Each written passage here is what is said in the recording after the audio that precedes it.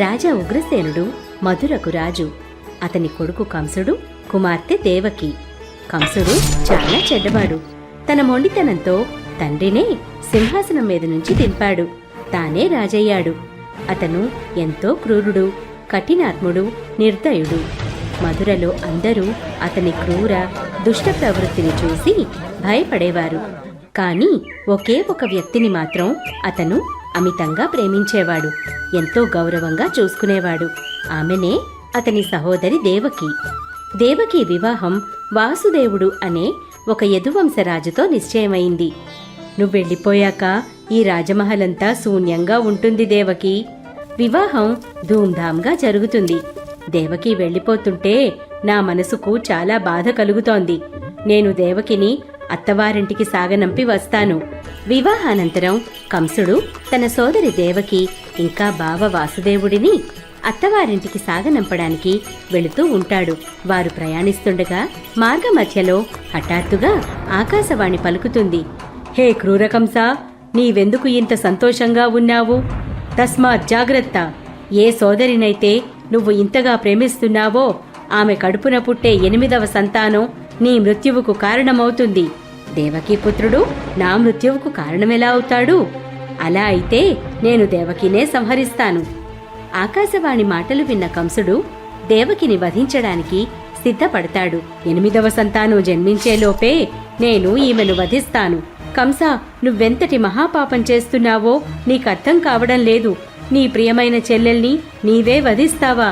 ఇది అన్యాయం, మహాపాపం. నువ్వు దేవకిని వదిలిపెడతానంటే నేను నీకు మాటిస్తున్నాను. మాకు పుట్టిన ప్రతి బిడ్డను నేనే స్వయంగా తెచ్చి నీకు ఇచ్చివేస్తాను. నన్ను నమ్ము. సరే అయితే నేను దేవకిని విడిచిపెడతాను. కానీ నువ్వు నీ మాట నిలబెట్టుకుంటావని ఆశిస్తున్నాను. తన సైన్యాన్ని తిరిగి మధురకు వెళ్లిపోవాలని ఆదేశిస్తాడు కంసుడు. వారు మధుర చేరుకున్నాక దేవకి వాసుదేవులను కారాగారంలో బంధిస్తాడు. దేవకికి మొదటి బిడ్డ జన్మించగానే ఆ శిశువును తీసుకొని వాసుదేవుడు కంసుని వద్దకు బయలుదేరతాడు. శిశువుని చూశాక కంసుని మనసులో ప్రేమ భావన పుడుతుంది. కంసుడు, ఈ శిశువు నన్నేం చేశాడు? నాకు ఆపద 8వ శిశువుతో కదా. కంసుని మనసు మారుతుంది. నీ శిశువుని తీసుకువెళ్ళు. ఇది విధిపూర్వకంగా జరగడం లేదు. కంసుని మనసులో ప్రేమభావన ఏర్పడితే భగవంతుడు ఎలా అవతరిస్తాడు? నారదుడు కంసుణ్ణి కలవడానికి వస్తాడు. ఆయన చేతిలో ఒక కలువ పువ్వు ఉంటుంది. కంస, ఒక విషయం చెప్పు. ఈ పుష్పంలో మొదటి రేఖ ఏది? 8వ రేఖ ఏది? దీనిలో ప్రతి రేకు మొదటిదే, ప్రతి రేకు 8వదే. మరి ఆ ఆకాశవాణి ఎలా లెక్కించిందో నీకెలా తెలుసు? ఈ పుష్పంలాగానే ఆ మొదటి సంతానమే 8వ సంతానమేమో. కంసుడు కారాగారానికి వెళతాడు. దేవకి, నాకు ఆ శిశువును ఇవ్వు.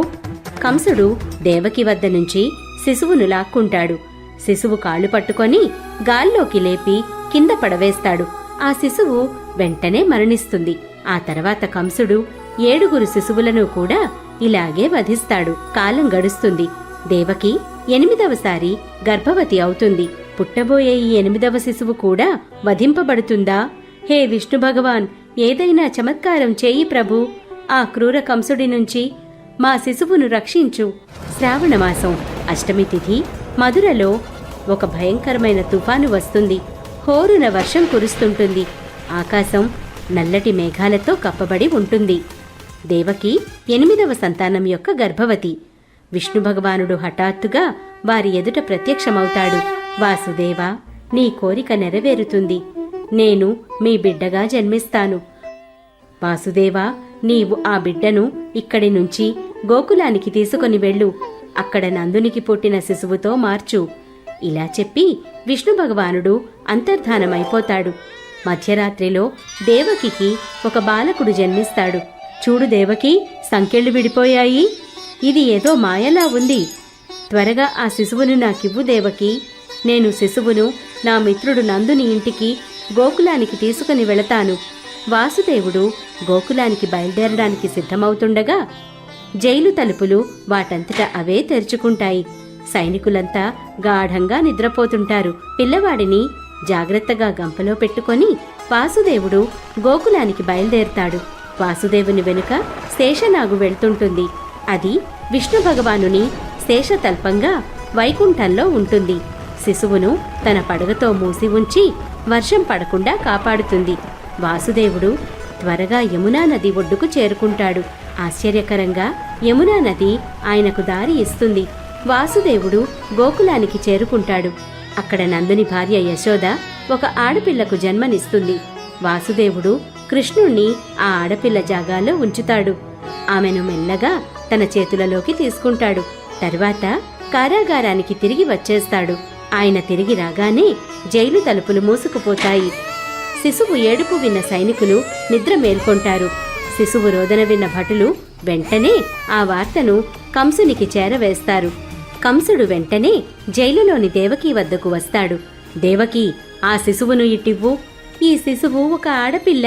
నీలాంటి యోధుడిని ఒక కన్య ఏమి చేయగలదు? ఈమెను విడిచిపెట్టన్నా. కాని కంసుడు ఆమె వినతిని వినిపించుకోడు. అతను ఆ శిశువును తన చేతిలోకి తీసుకోగానే ఆ శిశువు అతని చేతిలోంచి జారి గాల్లోకి ఎగురుతుంది. అరే ఓ దుష్టకంస! ఒక అమాయకపు శిశువును చంపడం గొప్ప అనుకుంటున్నావా? నిన్ను వధించేవాడు గోకులంలో సురక్షితంగా ఉన్నాడు. సమయం వచ్చినప్పుడు అతను నిన్ను కనిపెడతాడు. నీ పాపాలన్నిటికీ శిక్ష విధిస్తాడు. ఇలా చెప్పి దుర్గాదేవి అంతర్ధానమైపోతుంది. ఆ మాటలు విన్న కంసుడు భయభీతుడవుతాడు. ఈ విధంగా శ్రీకృష్ణ భగవానుని జననం జరుగుతుంది. మహాభారత యుద్ధం పూర్తయి 18 రోజుల తర్వాత దుర్యోధనుడి మరణం తర్వాత యుధిష్ఠరుడి పట్టాభిషేకం జరుగుతూ ఉంటుంది. అప్పుడు తన 9 కుమారులను కోల్పోయి దుఃఖంలో ఉన్న గాంధారి మహాభారతంలో కౌరవుల ఓటమికి శ్రీకృష్ణుడిని దోషిగా నిందిస్తుంది. ఆయనను శపిస్తూ, ఏ విధంగా అయితే కురువంశం నాశనమైందో అదేవిధంగా నేటి నుంచి 36 తర్వాత నీ వంశమైన యదువంశం కూడా సర్వనాశనమైపోతుంది అని అంటుంది. ఇది విన్న పాండవులు హతాశులవుతారు. కాని శ్రీకృష్ణుడు ఏమాత్రం చలించలేదు. చిరునవ్వుతో ఆ శాపాన్ని స్వీకరిస్తాడు. కాలం మెల్లగా గడుస్తుంది. మహాభారత యుద్ధం జరిగి 35 సంవత్సరాలు గడుస్తాయి. 36వ సంవత్సరం మొదలవగానే ద్వారకలో అపశకునాలు కనబడడం మొదలయ్యాయి. ఆ సమయంలో విశ్వామిత్రుడు, కణ్వ మహర్షి ఇంకా నారదముని ద్వారక వస్తారు. యాదవకులంలో యువకులకు ఈ విషయం తెలియగానే వాళ్ళు ఆ ఋషులను అల్లరి పెట్టాలని అనుకుంటారు.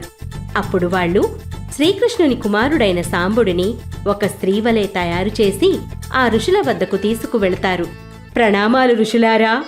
ఈమె మా సోదరుడైన బబ్లు భార్య. ఈమె గర్భవతి. పుత్రుడు కలగాలని ఎంతగానో కోరుకుంటోంది. ఓ ఋషులారా, ఈమె గర్భంలో పెరుగుతున్నది కుమారుడా లేక కుమార్తెనా? దయచేసి చెప్పగలరు. అవశ్యం నాయనా. ఇది విని ఋషిగణమంతా ధ్యానం చేయనారంభించారు. అప్పుడు వాళ్ళకి తెలిసింది ఆ వ్యక్తి స్త్రీ కాదు, శ్రీకృష్ణుని కుమారుడు సాంబుడు అని. వీరి ప్రవర్తనకు కోపం వచ్చి వారు శపిస్తారు. మీకు మా వంటి ఋషులతో ఇలా ఆటలాడడానికి సిగ్గుగా లేదా? ఈ వ్యక్తి స్త్రీ కాదు, శ్రీకృష్ణుని కుమారుడు సాంబుడు. ఇతని గర్భం నుంచి లోహపు రోకలిబండ జన్మిస్తుంది. దానితో మీరు బలరాముడు, శ్రీకృష్ణుడు మినహా పూర్తి యదువంశాన్ని నాశనం చేస్తారు. దీనితో భయపడ్డ యాదవకుమారులు ఆ ఋషులను క్షమాపణ అడుగుతారు. మమ్మల్ని క్షమించండి ఋషివర్య, పెద్ద పొరపాటే చేశాము. మా ఈ తప్పుకు ఇంత పెద్ద శిక్ష విధించకండి. కాని ఋషులు అదేమీ వినిపించుకోరు. అక్కడి నుండి వెళ్ళిపోతారు. వారు ముగ్గురు శ్రీకృష్ణుని వద్దకు వెళ్లి జరిగినదంతా వివరంగా చెప్తారు. హే ఋషులారా, మీరెలా చెప్పారో అలాగే జరుగుతుంది. తర్వాత భయపడ్డ యాదవ కుమారులంతా కలిసి ఉగ్రసేనుని వద్దకు వెళ్లి విషయం చెప్తారు. మీరేమీ చింతించకండి. నేను ఆ రోకలిబండను బూడిద చేసి నదిలో కలిపేలా చేస్తాను. దీనితో మనకు శాప విముక్తి కలుగుతుంది. మరునాడు సాంబుడు ఒక లోహపు రోకలిబండకు జన్మనిస్తాడు. దాన్ని యాదవ కుమారులు ఉగ్రసేనునికి ఇస్తారు. ఉగ్రసేనుడు దానిని చిన్న చిన్న ముక్కలుగా చేసి సముద్రంలో పడవేయిస్తాడు. తర్వాత రాజ్యంలో ఇకపై ఎటువంటి మత్తు పదార్థాల సేవనం జరగకూడదని, అలా కాక ఎవరైనా మత్తు పదార్థాలు సేవిస్తూ పట్టుబడితే వారిని సోదరులు, బంధువుల సహితంగా శూలం వేయిస్తానని తాకీదు ఇస్తాడు. అలా ద్వారకావాసులు తమకు ఎలాంటి సంకటము వాటిల్లకుండా రకరకాల ప్రయత్నాలు చేస్తుంటారు. కాని విధిరాతను తప్పించడం ఎవరి వల్ల కాదు అంటారు కదా, అలానే ద్వారకావాసులకు కూడా జరిగింది. లోహపు రోకలి బండకు జన్మనిచ్చాక ద్వారకాలో ప్రకృతి వైపరీత్యాలు రావడం మొదలయ్యాయి. ఎలుకలు ఎంతగా పెరిగిపోయాయంటే మనుషుల కన్నా ఎలుకల జనాభా ఎక్కువైపోయింది. స్త్రీలు తమ భర్తలను మోసం చేయడం మొదలుపెట్టారు. ఆవులు గాడిదలకు జన్మనివ్వడం మొదలుపెట్టాయి. గురువులను అవమానించటం జరిగేది. భోజనానికి కూర్చోగానే కంచంలో పురుగులొచ్చేవి. ఇదంతా చూసిన శ్రీకృష్ణుడు మహాభారత యుద్ధకాలంలో ఎలాంటి పరిస్థితి ఉండేదో అదే మరలా జరుగుతోంది. ఇది మనందరి వినాశనానికి సంకేతం. గాంధారీమాత ఇచ్చిన శాపం నిజమవుతోంది. శ్రీకృష్ణుడు ద్వారకలో యువకులందరినీ పుణ్యనదులలో స్నానమాచరించమని ఆదేశిస్తాడు. యాదవ యువకులందరూ తీర్థస్నానం చేసి తిరిగి ఇళ్లకు బయలుదేరుతారు. దారిలో ఒక స్థలంలో ఆగుతారు. అక్కడ మద్యం తాగడం ప్రారంభిస్తారు. మద్యం తాగిన తర్వాత వారు స్పృహ కోల్పోతారు. తమలో తాము పోట్లాడుకుంటుంటారు. సాత్విక్, ప్రద్యుమన్ ఈ పోట్లాటలో మరణిస్తారు. తన పుత్రుల మరణం చూసిన శ్రీకృష్ణుడు క్రోధితుడవుతాడు. సముద్రపు ఒడ్డున ఉన్న దర్భలను చేతిలోకి తీసుకునేసరికి అది ఒక పెద్ద ఇనుప రోకలిగా మారుతుంది. ఆ తర్వాత ఎవరు తనకు ఎదురుగా వచ్చినా వారిని ఆ రోకలితో కొట్టి చంపాడు. నిజానికి ఆ దర్భ ఉగ్రసేనుడు సముద్రంలో ముక్కలుగా చేసి వేయించిన లోహపు రోకలి బండ రేణువుల వల్ల పుట్టింది. కాలక్రమంలో యదువంశీయులందరూ ఆ లోహపు రోకళ్లతో ఒకరినొకరు చంపుకుంటారు. ఎవరైనా కోపంలో ఆ దర్భను చేతిలోకి తీసుకుంటే అది వెంటనే లోహపు రోకలిగా మారిపోయేది. ఆ రోకళ్లతో తండ్రి కొడుకును, కొడుకు తండ్రిని చంపుకునేవారు. శ్రీకృష్ణుడు అక్కడ నిలబడి విధి ఆడే ఈ ఆటను చూస్తున్నాడు. తన కొడుకు సాంబుడు, మనుమడు అనిరుద్ధుల హత్య చూసి ఆయన క్రోధం ఇంకా పెరిగిపోయింది. దానితో ఆయన మిగిలిన యాదవులను కూడా సంహరిస్తాడు. తర్వాత శ్రీకృష్ణుడు బలరాముని అడుగుల జాడలను అనుసరిస్తూ అడవిలోకి వెళతాడు. చూస్తే అక్కడ బలరాముడు యోగ సమాధిలో ఉంటాడు. బలరాముడు తన శరీరాన్ని త్యజించి ఆయన శరీరం బోలుడని తలలున్న ఒక పెద్ద సర్పంగా అవతరిస్తుంది. అది శ్రీకృష్ణునికి ప్రణామాలు చేసి పరమధామానికై సముద్రపు దారి పడుతుంది. బలరాముడు ప్రాణత్యాగం చేశాక ఇక అంతా సమాప్తమైపోయిందని శ్రీకృష్ణుడు అర్థం చేసుకుంటాడు. కొంచెంసేపటికి ఆయన ఒక రావి చెట్టు కింద కూర్చుంటాడు. ఆ సమయంలో చతుర్భుజధారి అయి ఉంటాడు. ఆ సమయంలో ఆయన తన ఎడమ పాదంపై తన కుడికాలుని ఆనించి ఉంటాడు. ఆయన పాదం ఎర్రగా ఒక కమలంలాగా ప్రకాశిస్తూ ఉంటుంది.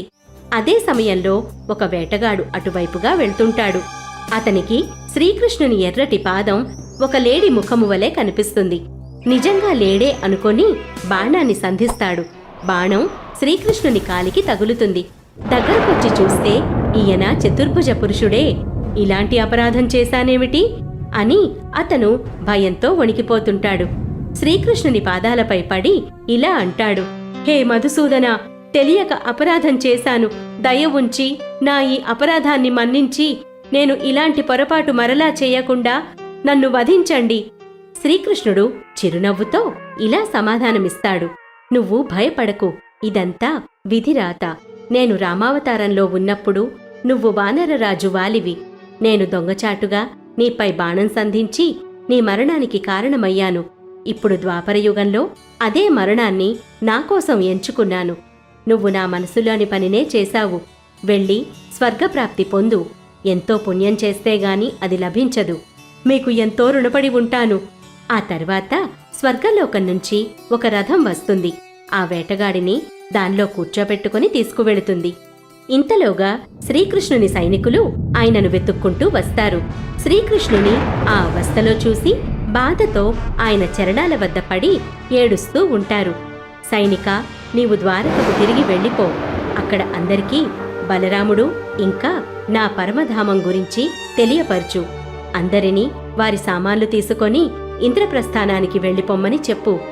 నేను లేకపోవడం వల్ల ద్వారక సముద్రంలో మునిగిపోతుంది. మీ ఆజ్ఞ ప్రభూ. సైనికుడు శ్రీకృష్ణుని ఆజ్ఞ ప్రకారం అక్కడి నుండి వెళ్ళిపోతాడు. అతను వెళ్ళిపోయాక అక్కడ పార్వతీ పరమేశ్వరులు, బ్రహ్మ ఇంకా ఇతర దేవీ దేవతలు, అప్సరసలు శ్రీకృష్ణుని పరమధామ ప్రస్థానాన్ని వీక్షించడానికి వస్తారు. ఆకాశం నుండి ఆయనపై పూల వర్షం కురుస్తుంది. శ్రీకృష్ణుడు తన శరీరాన్ని త్యజిస్తాడు. తన కళ్ళు మూసుకుంటాడు. శాశ్వతంగా స్వర్గానికి తిరిగి వెళ్ళిపోతాడు. శ్రీమద్భాగవతానుసారం శ్రీకృష్ణ బలరాముల పరమధామం గూర్చిన వార్త ద్వారకావాసులకు తెలియగానే అందరూ ఎంతగానో దుఃఖిస్తారు. వారు కూడా తమ శరీరాలను త్యజిస్తారు. దేవకి, రోహిణి, వాసుదేవుడు, బలరాముని భార్యలు, శ్రీకృష్ణుని రాణులు అందరూ శరీరాలను త్యజిస్తారు. అందరికీ శ్రీకృష్ణ జన్మాష్టమి శుభాకాంక్షలు. Thank you for watching.